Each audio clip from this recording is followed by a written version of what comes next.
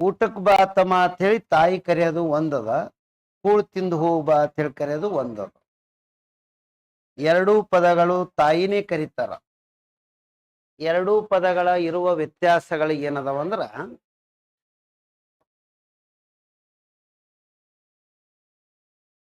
ಅಣ್ಣ ಸರಿಯಾಗಿ ತನ್ನ ಕುಟುಂಬದ ಜವಾಬ್ದಾರಿಯನ್ನು ನಿರ್ವಹಿಸಲಕ್ಕ ಕಷ್ಟಪಟ್ಟು ಓದಿ ನೌಕರಿ ಮಾಡ್ಕೊಂಡ ಅಂದ್ರ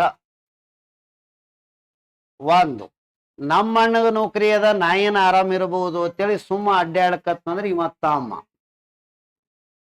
ಎರಡೂ ರೀತಿಯಿಂದನೇ ಹೇಳ್ತೀನಿ ನಾ. ಆಗ ತಾಯಿಯಾದವಳು ಏನದ, ಅಣ್ಣನ ಸಾಧನೆಯ ಮೆಚ್ಚುಗೆಗೆ ವರ್ಡ್ ಏನ್ ಕೊಡ್ತಾರ, ಮತ್ತು ಏನದಂದ್ರ ಸಾಧನೆ ಇರ್ಲಾರ್ದ ಮಗನ ಮೆಚ್ಚುಗೆಗೆ ಏನು ವರ್ಡ್ ಕೊಡ್ತಾರ ಅಂದ್ರ, ಇಬ್ರು ಒಟ್ಟಿಗೆ ಮನ್ಯಾಗ ಊಟಕ್ಕೆ ಕೂತಕ್ರ ಅಥವಾ ಊಟಕ್ಕೆ ಕರಿಬೇಕಂದಕ್ರ. ಈ ದುಡಿಮೆಗಾರ, ನೌಕರಿ ಅಂದ್ರ ನೌಕರಿನೇ ಇರ್ಬೇಕತ್ತಲ್ಲ, ದುಡಿಮೆಗಾರ ಕುಟುಂಬಕ್ಕ ಆರ್ಥಿಕ ಮೂಲವನ್ನು ಹೊಂದಿರುವ ವ್ಯಕ್ತಿ, ಏನೋ ತಾನು ಏನದಂದ್ರ ದುಡಿದಿರುವ ಹಣದೊಳಗೆ ಕುಟುಂಬದವರಿಗೂ ಆಹಾರ ತಂದು ಕೊಡುವ ಬಲ್ಲ ಶಕ್ತಿ ಹೊಂದಿದವನಿಗೆ, ಇವನಿಗೆ ಅದೇ ತಾಯಿ ಕರೀತಾರ, ಬಾ ಊಟಕ್ಕ ಊಟ ಮಾಡಕತ್ತಿ ಅಂತೇಳಿ ಕರೀತಾರ. ಇವರು ದುಡಿದ ಹಣದೊಳಗ ಇನ್ನ ಏನದ ಜವಾಬ್ದಾರಿ ಇಲ್ಲಾರ ಸುಮ್ಮ ಅಡ್ಡಾಡ್ತಾರಲ್ಲ, ಅವರಿಗೆ ಅದೇ ತಂದೆ ತಾಯಿ ಕರೀತಾರ, ಬಾ ಕೂಳ್ ತಿನ್ನಕತ್ತಿ ಅಂತ ಹೇಳಿ ಕರೀತಾರ. ಎರಡಕ್ಕೂ ವ್ಯತ್ಯಾಸಗಳು.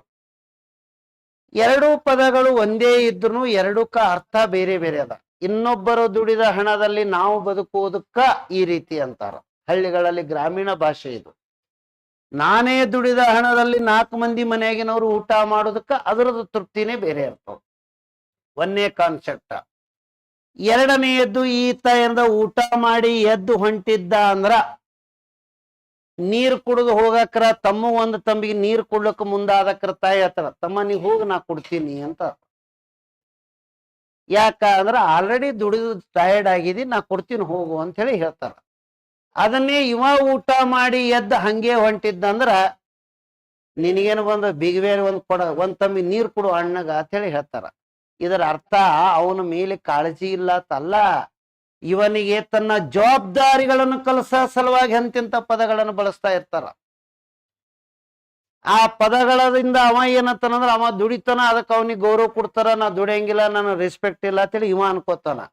ಅದು ತಾಯಿ ಬೇಯ್ದಿರುವ ಮೂಲ ಉದ್ದೇಶ, ಅವನ ತನ್ನ ಜವಾಬ್ದಾರಿದಿಂದ ಬದುಕುವುದನ್ನು ಕಲಿಸಲಿಕ್ಕೆ ಅಂತ ಪದ ಯೂಸ್ ಮಾಡ್ತಾರ. ಎರಡನೆಯದು ಸರ, ನಾವು ನೀವು ಈ ಸದ್ಯಕ್ಕೆ ಈ ಹಂತದೊಳಗನೇ ಅದೀವಿ, ನಾವ್ ಯಾರು ಇದರಾಗಿಲ್ಲ, ನಮ್ಮ ಪ್ರಯತ್ನ ಎಂದೂ ವಿಫಲ ಆಗಲ್ಲ. ಅದಕ್ಕಾಗಿ ಹೇಳ್ತೀನಲ್ಲ, ಸಂಪೂರ್ಣ ಕೆಲವೊಬ್ರು ಇನ್ನೊಬ್ಬರ ಮೇಲೆ ಡಿಪೆಂಡೆಂಟ್ ಇದ್ದು ಬದುಕ್ತಲ್ಲ, ಅವರಿಗೆ ಆ ಪದಗಳು ಯೂಸ್ ಮಾಡ್ತಾರೆ ಹಳ್ಳಿಗಳದಾಗ. ಇದನ್ನ ಸ್ಪಷ್ಟವಾಗಿ ಅವ ಏನಾರೇ ತಿಳ್ಕೊಂಡ ಅಂದ್ರೆ ಇವತ್ತಿನದೇ ದುಡ್ಲಿಕ್ಕೆ ಚಾಲು ಮಾಡ್ಬೇಕು. ಹೌದ್ರೆ ಸರ್, ಜನ್ಮ ಕೊಟ್ಟ ತಾಯಿನೇ ಈ ರೀತಿ ಏನಾದ್ರು ಡಿಸ್ಕ್ರಿಮಿನೇಟ್ ಮಾಡಿರ್ತಾರೆ ಜವಾಬ್ದಾರಿ ಕಲಿಸಲ್ಕ, ಇನ್ನು ಸೊಸೈಟಿ ಹೆಂಗ್ ನೋಡ್ತಿರ್ಬೋದು ಅನ್ನೋದು ಆಲೋಚನೆ ಮಾಡಿ. ನಾವು ದುಡಿಮೆಗಾರರಲ್ಲದ ವ್ಯಕ್ತಿ ನಿರುದ್ಯೋಗಿಯಾಗಿದ್ರೆ ಸೊಸೈಟಿ ನಮ್ಮನ್ನು ಏನಂತ ಹೇಳಿ ಮಾತಾಡಿಸ್ತಿರ್ಬೇಕು, ವಿಚಾರ ಮಾಡಿ. ಲಗ್ನ ಆಗಿ ಬಂದಿರುವ ಹೆಂಡತಿಗೆ ಗಂಡ ದುಡಿಯುವುದೇ ಒಂದು ಸೌಭಾಗ್ಯ. ಅವ ಏಟು ದುಡಿತಾನ, ಏಟು ಶ್ರೀಮಂತ ಆತನ ಅಲ್ಲರಿ, ಚಂತನ ದುಡುತ್ತಂದು ಮನೆಗೆ ರೊಕ್ಕ ತರ್ತನಲ್ಲ, ಅದು ಆ ಸ್ತ್ರೀಯ ಸೌಭಾಗ್ಯದ ಲಕ್ಷಣ.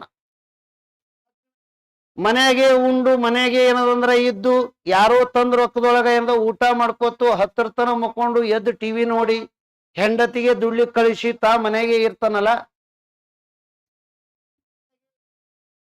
ನಾವ್ ಏನೂ ಅಂದಿಲ್ಲ. ಹಾಗಂತೇಳಿ ವೈಯಕ್ತಿಕವಾಗಿ ಅಲ್ಲ, ಪುರುಷನ ನಿಜವಾದ ಲಕ್ಷಣ ದುಡಿಮೆಗಾರನ ಲಕ್ಷಣವಾಗಿರಬೇಕು. ಹೌದ್ರೆ, ತೊಟ್ಟಿಲು ತೂಗುವ ಕೈಗಳು ದೇಶಗಳನ್ನು ಆಳುವ ಕೈಗಳಾಗಬೇಕು. ಹಾಗಾಗಿ ಆರ್ಥಿಕವಾಗಿ ನೀವು ಸಬಲೀಕರಣ ಹೊಂದಿರಬೇಕು.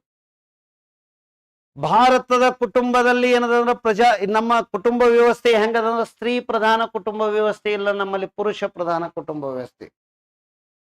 ಮಗನಿಗೆ ಮಧ್ಯಾಹ್ನದಾಗ ಒಂದು ಐಸ್ ಕ್ರೀಮ್ ಕೊಡಿಸ್ಬೇಕಾದ್ರೆ ಗಂಡನ ಪರ್ಮಿಷನ್ಲೆ 10 ರೂಪಾಯಿ ಇಸ್ಕೊಂಡು ಐಸ್ ಕ್ರೀಮ್ ಕೊಡಿಸೋ ಜವಾಬ್ದಾರಿ ಅದರಿ ಮನೆಯವರು. ಹೆಂಡತಿಗೆ ಅಷ್ಟು ಸ್ವಾತಂತ್ರ್ಯಗಳಿಲ್ಲ ಆರ್ಥಿಕವಾಗಿ ಕೆಲವೊಂದು ಕುಟುಂಬದಾಗ. ಅವಳು ಇಡೀ ತನ್ನ ಸರ್ವಸ್ವವನ್ನೇ ಈ ಕುಟುಂಬದ ತ್ಯಾಗ ಮಾಡಿರ್ತಾಳ. ಆದ್ರೆ 10 ರೂಪಾಯಿ ಕೇಳಲಾರ್ದೆ ತೊಗೊಂಡು ಮನೆಯಾಗಿರುವ ಪುರುಷ ಬೈತಿರ್ತಾನ, ಇಲ್ಲಿ ಹಾಕಿಟ್ಟು ತೊಗೊಂಡಿದ್ರು ಅಕ್ಕತ್ತೇಳಿ. ಅವಳು ಸ್ವಂತಕ್ಕೆ ಬಳಸಿರಲ್ಲ, ಮಗು ಅಳತಿರ್ತದ, ಐಸ್ ಕ್ರೀಮ್ ಕೊಡ್ಸಲ್ 10 ರೂಪಾಯಿ ತೊಗೊಂಡಿರ್ತಾಳ. ಹೌದ್ರೆ ತಾನು ಸ್ವಂತ ತಿಂದಿರಲ್ಲ ಮತ್ತ ಮಗು ಅಳಾವತಿ ಪಟಕನೆ ತಗೊಂಡು ಹಿಂಗ ಜರ ಮಾಡಿರ್ತಾರ. ಹೌದ್ರಿ, ಅದು ತಾಯಿಯ ಸ್ವಭಾವ. ತಾಯಿ ಐಸ್ ಕ್ರೀಮ್ ತಿನ್ಬೇಕಂತೇಳಿ ಭಾವನೆ ಇಲ್ಲ, ಮಗು ತಿಂದಿರುವ ಭಾವನೆಗಳನ್ನ ತಾನು ಹಂಚ್ಕೊಳಕ್ ಆ ರೀತಿ ಮಾಡಿರ್ತಾಳ. ಹಾ ರೀ, ನೀವೆಲ್ಲ ಏನ್ ತಿಳ್ಕೊಂಡ್ರಿ ಏನ? ಹಾ